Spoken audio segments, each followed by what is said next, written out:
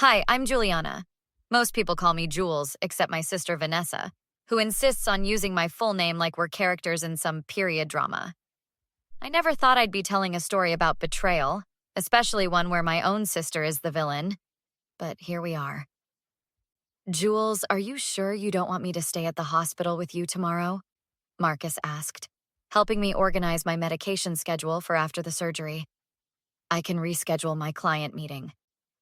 For the 10th time, no, I laughed, wincing at the pain in my abdomen that had been plaguing me for months. Vanessa already volunteered. Besides, it's just gallbladder surgery. I'll be fine in a few days. Marcus frowned, tapping his pen against my kitchen counter.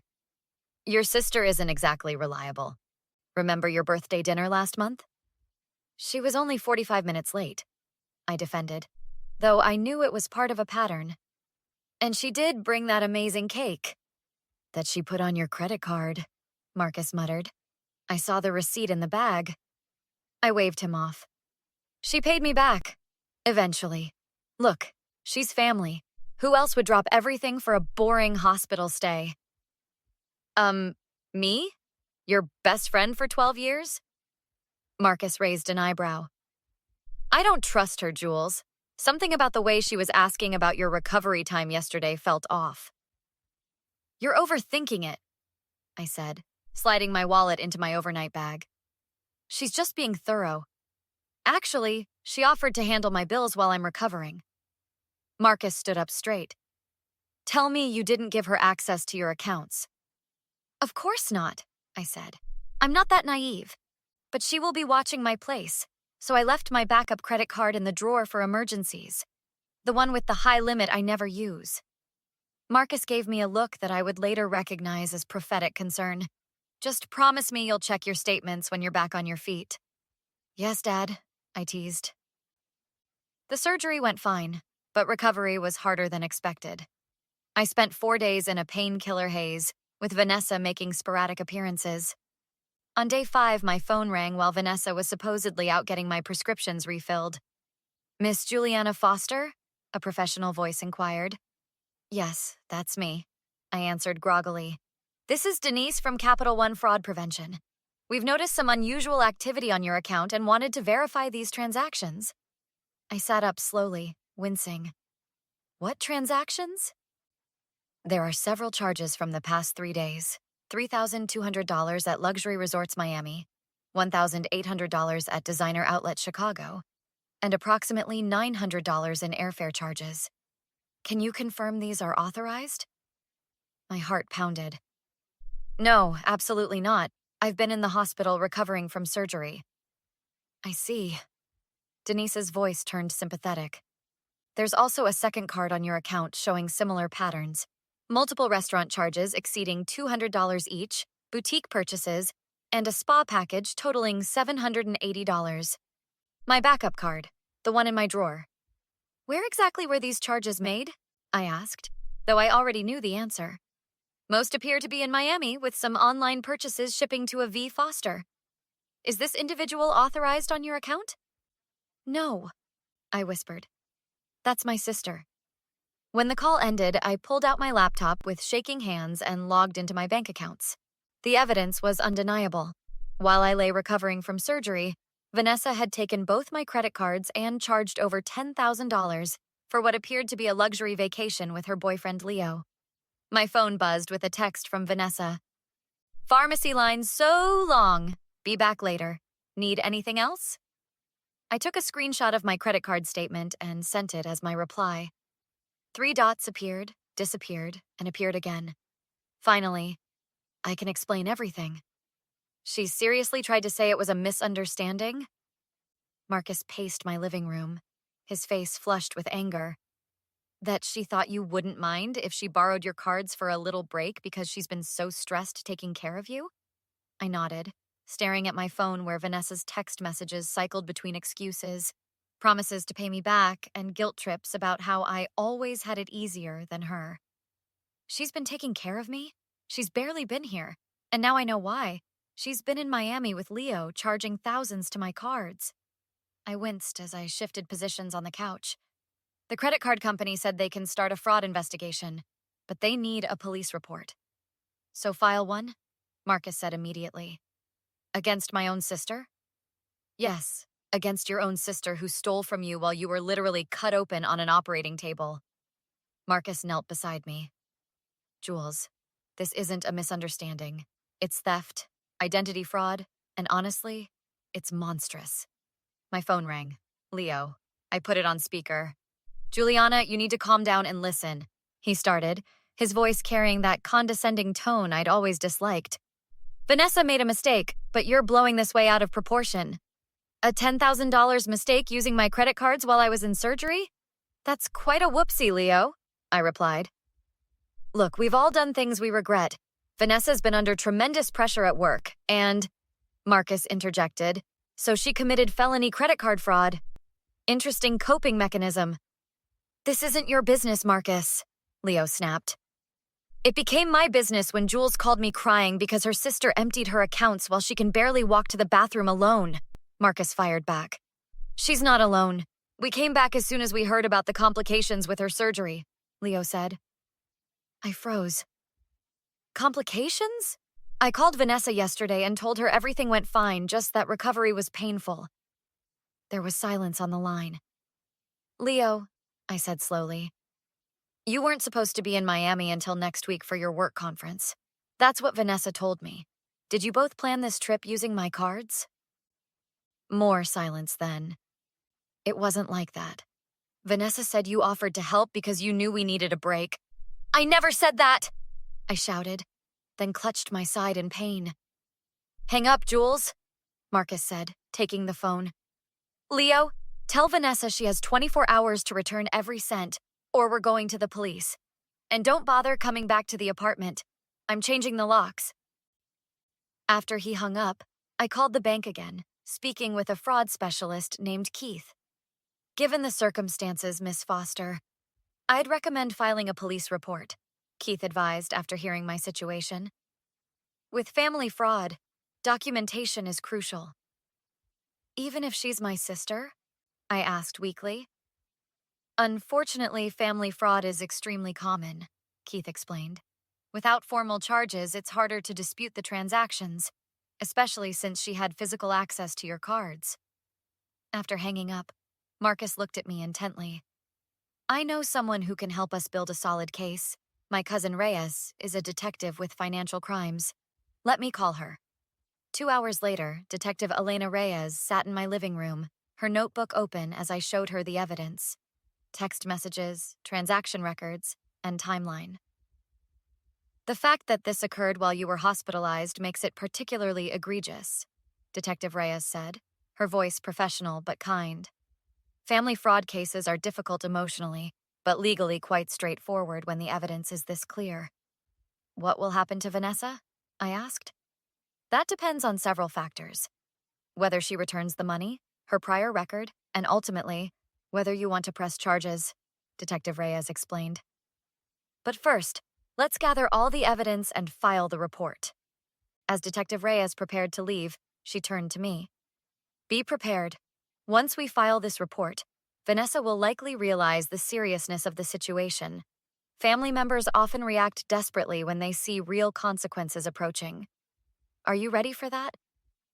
I thought about all the times I'd covered for Vanessa, made excuses for her behavior, enabled her irresponsibility.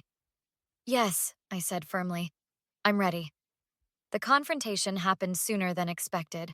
I was reviewing the police report with Marcus when my apartment door burst open. Vanessa stormed in, Leo trailing behind, looking uncomfortable. How could you? Vanessa shouted, waving her phone. A police report? Against your own sister? I stayed seated, partly from surgical pain and partly to maintain composure. How could I? How could you steal my credit cards while I was in surgery? I didn't steal anything. I borrowed them. I was going to pay you back. Vanessa's mascara was smudged. Her designer outfit, probably purchased with my money, wrinkled from travel. When? With what money? You haven't held a job for more than 3 months in the past 2 years, I said. Leo stepped forward. That's not fair, Juliana. Vanessa's been trying. Don't, Marcus warned him. Don't even start defending this. Vanessa pushed her hair back dramatically. I took care of you after your surgery. I picked up your medications. I checked on you. You were in Miami, I shouted. You left me alone most of the time while you were spending my money on beaches and spas. I deserved a break. Do you know how stressful it is watching someone you love in pain? Vanessa's voice cracked in what I recognized as her practiced emotional manipulation. So you rewarded yourself with my credit cards? I asked incredulously. I was going to surprise you. Vanessa attempted a new angle. Leo and I were researching recovery resorts in Miami for you. That's why we went, to check them out personally. Leo shifted uncomfortably.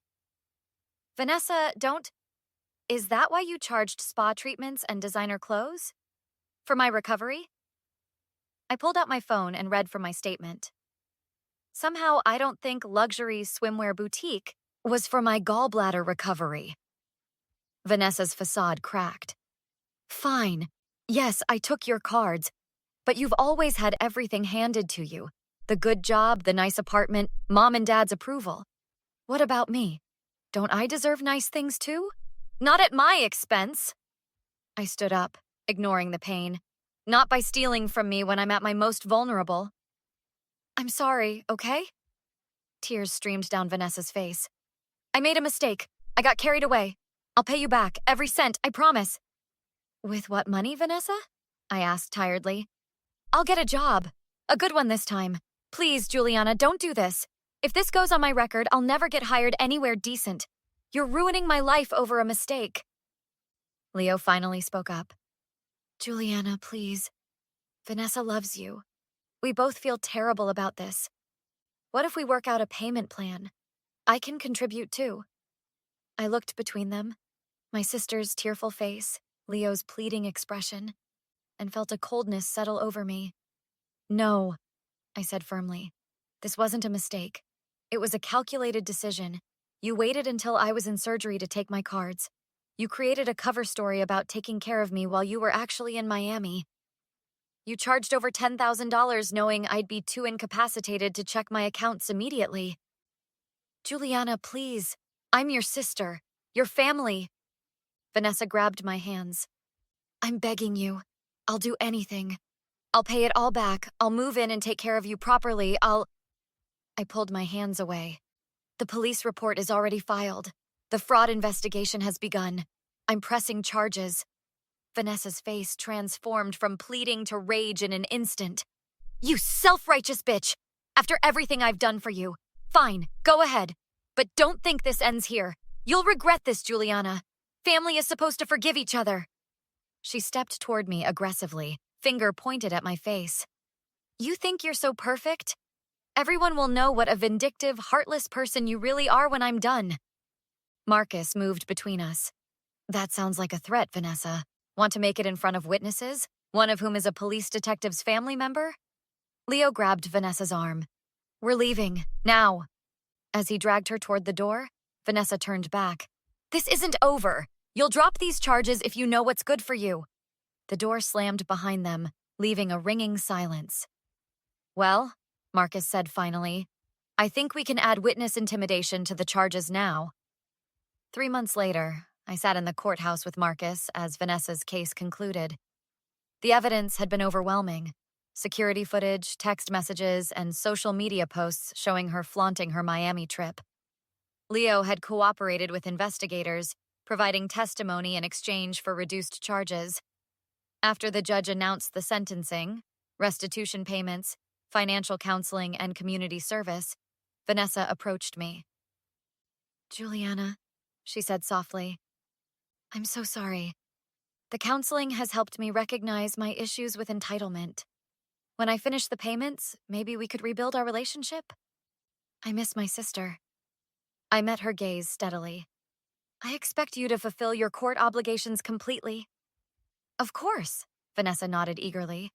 But beyond that, I was hoping... There is no beyond that, I interrupted. Our relationship as sisters is over. Her facade cracked. You can't mean that. We're family.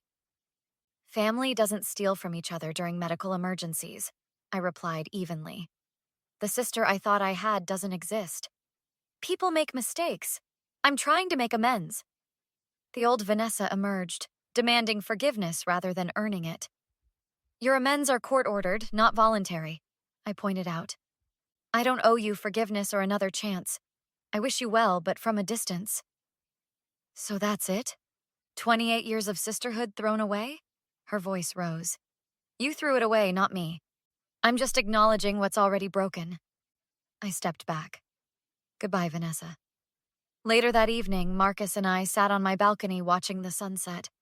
Mom called again, I said. Still thinks I should forgive Vanessa. And what did you tell her? Marcus asked. That forgiveness and reconciliation aren't the same thing. I might eventually forgive her for my own peace, but I won't allow her back into my life. Marcus nodded. Boundaries aren't punishment. They're protection. I'm changing all my emergency contacts tomorrow, I said. Would you mind being my first call? Already was, Marcus smiled. Even when you had Vanessa listed, you always called me first. Detective Reyes mentioned her department needs a financial analyst consultant, Marcus said after a moment. With your background, you'd be perfect. Working with fraud victims? I considered it. That actually sounds meaningful. Sometimes the best revenge isn't just seeing justice served, Marcus reflected. It's building something new from the experience. I watched the colors change in the sky. You know what's strange? I don't miss Vanessa. I miss who I thought she was. That's the real loss. That's often the hardest part of betrayal, Marcus agreed. You're mourning an illusion, not reality. Do you think some people can truly change? I asked. Some can, Marcus said thoughtfully. But you're not obligated to stick around and find out. As the last light faded from the sky, I felt a chapter of my life closing, and for the first time since the surgery, the pain had finally begun to subside. Have you ever had to cut someone toxic from your life? What helped you move forward? Share your story in the comments below, and don't forget to like and subscribe for more real-life experiences.